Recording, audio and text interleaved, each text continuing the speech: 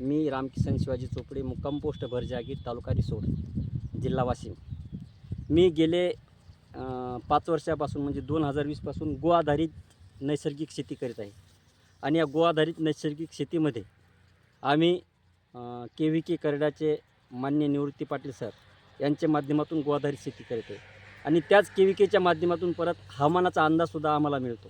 त्या हवामानाच्या अंदाजामध्ये ज्यावेळेस अतिवृष्टी होत असते त्यावेळेस काय उपाययोजना करायच्या, ज्यावेळेस खूप थंडी येत असते त्यावेळेस काय उपाययोजना करायच्या, ज्यावेळेस धुकं येतं त्यावेळेस काय उपाययोजना करायच्या, या सर्वाची इत्थंभूत माहिती आम्हाला KVKच्या माध्यमातून मिळते.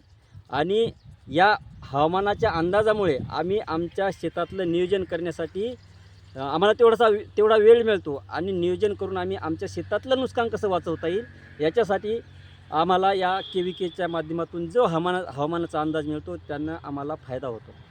आमच्या उत्पन्नामध्ये त्याचा भर होतो.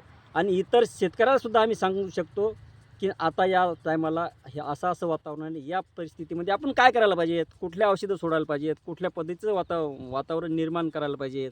अशा पद्धतीचा आम्हाला या KVKच्या माध्यमातून खूप मोठा असा संदेश मिळतो आणि त्याचा आम्ही शेतकऱ्यांना त्याचा खूप मोठा फायदा होतो.